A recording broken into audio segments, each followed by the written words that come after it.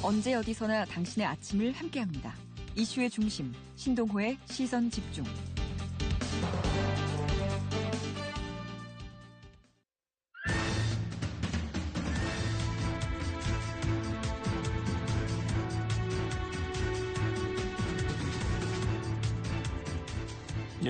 저희 시선 집중에서는 여야 경제 정책 등 연결해서 올해 경제 상황도 진단하고 또 총선 공약도 순차적으로 알아보는 시간 갖고 있습니다.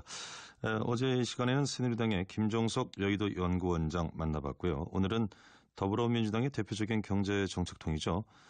이번 4.13 총선의 정책 공약 단장도 맡고 계십니다. 이영섭 공동선거대책본부장 연결해서 말씀 나누겠습니다. 이영섭 본부장님. 예, 안녕하십니까. 예, 고맙습니다. 복당 이후에 정신은 없으시죠?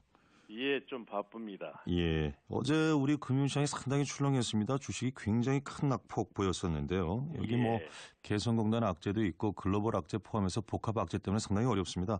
현재 경제 상황 어떻게 진단하고 계십니까? 정부가 지금 계속해서 경기 대책을 내놓고 있는데도 새해 들어서 경기는 더욱 악화되고 있지 않습니까? 예. 수출은 곤두박질치고 내수도 회복의 기미를 보이지 않고 있습니다. 또 이번 설처럼 어려웠던 적이 없다 하는 것이 지역 민심이었습니다. 예. 경제 상황이 그렇다면 왜 이렇게 좋아지지 않을까? 저는 그것은 한국 경제 문제에 대한 정부의 진단도 틀렸고 처방도 잘못되었기 때문이다. 이렇게 봅니다. 예. 지금 한국 경제는 3대 중병과 양대 위기에 처해 있습니다. 그러니까 3대 중병은 저성장, 양극화, 일자리 부족이라고 볼 수 있고요. 양대 위기는 한국 경제의 생명줄인 재정 건전성이 무너지고 있고 가계부채는 언제 터질지 모르는 우리 경제의 뇌관입니다. 예. 이 3대 중병과 양대 위기는 그동안 이명박 정부와 박근혜 정부가 대기업과 부자들의 소득을 늘려서 경제를 살리겠다고 하는 소위 신자유주의 낙수경제론에 치우친 잘못된 경제 정책 때문이고요. 그래서 정부가 그동안 구조계획 없이 돈 풀어서 경제 살리겠다는 단기 부양책만 사용하다 보니까 밑빠진 독에 물 붓는 격으로 약발은 없고 성장률은 계속 떨어지면서 국가 부채하고 가계부채만 증가시켰고요. 전월세 가격 상승과 같은 부작용만 키운 것입니다. 그래서 제가 누차 강조하지만 위기의 한국 경제를 살릴 해법은 미봉적인 단기 부양책이 아니라 한국 경제의 틀과 체질을 바꾸는 강도 높은 구조개혁이다. 저는 이렇게 진단을 하는 거죠. 예, 물론 한국 경제만 좀 떼놓고 이야기를 하자면 이런 부분에 대한 공감대도 형성이 될 수 있겠습니다만 지금 우리가 겪고 있는 경제 위기의 한 7월 정도는 외부 요인 아닐런지요? 외부 요인도 상당히 많이 있죠. 예를 들면 어떤 정책을 써도 먹히지 않을 환경이 아닌가라는 의문도 좀 제기가 될 것 같습니다만. 저는 그렇게 보지는 않습니다. 물론 미국 경기 둔화 반전 가능성도 있고 또 유가가 20달러대로 떨어지면서 산유국들의 수요 감소도 있고 또 개성공단 철수로 이제 남북 관계가 악화 일로로 진전되면서 지정학적 리스크가 커지고 있고 또 물론 다른 대내의 불확실성도 잔존하고 있습니다.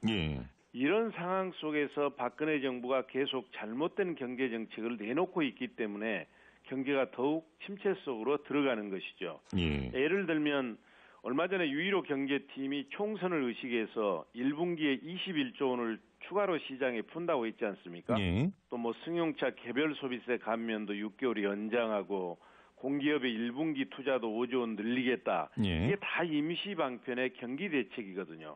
이건 그야말로 최경환 경제팀의 실패한 정책을 반복하고 있는 겁니다. 단기 부양책의 연속성이다 이런 말씀이시네요. 그렇습니다. 이제 해결책을 제시한다면 이게 정부가 경제 철학을 성장률 수치 중심의 물적 성장에서 이 사람 중심의 질적 성장으로 바꿔야 하고요. 가계부채와 국가부채를 늘려서 경제를 살리려고 하는 부채주도 성장에서 벗어나서 일자리와 가계소득을 늘려서 성장을 견인하는 소위 우리가 소득주도 성장이라고 얘기하지 않습니까? 이렇게 바꿔야 되고. 알겠습니다. 지금 앞서 이 3대 중병과 양대 위기론을 펼치시면서 해법은 단기 부양책이 아니고 강도 높은 구조 조정이다 이런 말씀하지 않으셨습니까? 자, 바로 이 부분에 대한 문제의식은 정부도 하고 있는 것 같아요. 그렇기 때문에 구조개혁을 위해서는 노동개혁 관련 법안 통과돼야 된다 이런 취지의 이야기가 계속 하고 있거든요. 이 부분은 어떻게 보시는지요? 정부가 지금 4대 구조개혁을 추진하고 있지 않습니까? 예. 공공부문 노동개혁, 금융개혁, 뭐 이런 부분 교육개혁 이런 걸 하고 있는데 예. 이거는 이제 경제를 둘러싸고 있는 외부 환경입니다. 이것도 필요하지만 예. 그보다 훨씬 더 중요한 게 경제 내부의 체질과 구조를 바꾸는 게 더 중요하다는 얘기죠. 체질과 구조를 바꿀 수 있는 구체적인 어떤 게 될까요? 제가 이제 방금 말씀드렸던 몇 가지 얘기를 드렸지 않습니까? 예를 들면 경제 민주화와 적정 복지를 통해서 부자와 예. 중산 서민, 대기업과 중소상공인이 동반 성장하고 상생하는 이런 경제 생태계를 만들어야 하고요. 예. 또 해외 경제 상황에 과도하게 영향을 받는 천수답 경제에서 벗어나서 내수 산업과 중소기업을 육성해서 전천후 경제로 전환해야 되고 예. 또 한반도 경제 공동체를 구축하는 것도 매우 중요한데. 근데 문제는 지금 내수와 관련해서요. 워낙 좀 예. 외부 수출도 안 좋습니다만 무역 규모도 예. 그렇고요. 예. 내수 진작책이 물론 경제학적으로 여러 가지가 있을 수 있겠습니다만 이제 실물 경제에서는 어쨌든 좀 양적 완화를 통해서 좀 부양을 해보겠다라는 정책을 그동안 좀 펴왔던 것인데 예. 생태계 얘기도 하셨으니까요. 좀 더 구체적으로 들었으면 좋겠습니다. 내수 살릴 수 있는 묘법이 뭐가 있습니까 지금? 그래서 만약에 우리 경제의 문제가 경기 순환 과정의 문제라고 한다면 예. 정부가 뭐 LTV, DTV 부동산 규제를 완화하고 또 예. 기준금리도 내리고 추경 편성을 통해서 돈을 풀고 이렇게 단방약으로 견디다 보면 우리 경제가 살아날 수 있습니다. 예. 그렇지만 우리 경제의 문제는 그런 이제 경기 순환적 과정의 문제가 아니고 예. 구조적인 문제이기 때문에 구조조정을 해야 된다는 얘기죠. 그리고 이것은 국회가 뭐 법을 통과시켜주고 안 시켜주고 그런 문제가 아니고 예. 정부가 자기 의지만 있으면 얼마든지 할 수 있는 일이란 얘기죠. 예.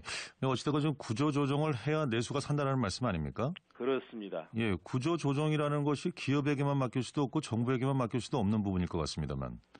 정부 경제 정책의 틀을 바꿔야 된다는 얘기죠. 방향을 전환해야 된다는 얘기죠. 예. 지금 그 성장 얘기가 더불어민주당에서 좀 나오고 있습니다. 예.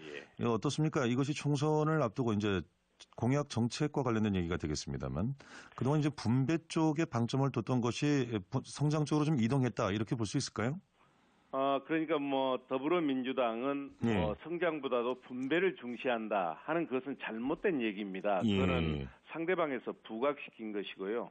우리는 성장과 분배를 함께 가는 질적 성장을 하자는 것이죠. 예. 그래서 이번 총선에서 우리 당 정책 공약의 키워드는 세 가지가 될 겁니다. 예. 더불어 성장, 경제 민주화, 불평등 해소.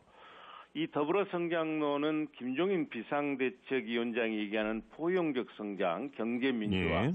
그리고 문재인 전 대표가 얘기했던 소득주도 성장, 그리고 우리 당이 그동안 쭉 얘기했던 보편적 복지, 이런 걸 포괄하는 이제 성장 전략이고요. 예. 그래서 내용은 뭐 분배냐 성장이냐의 이분법을 뛰어넘어서 불평등 해소와 경제 성장을 동시에 이루는 성장 모델이다. 이렇게 이해를 해 주시고요. 예. 이 저성장의 뉴노멀 시대에 일자리와 성장과 분배를 동시에 해결할 수 있는 유일한 성장 전략이 더불어 성장론인 것이죠. 자, 지금 말씀하신 이제 더불어 성장론에 대한 여권의 비판은 이겁니다.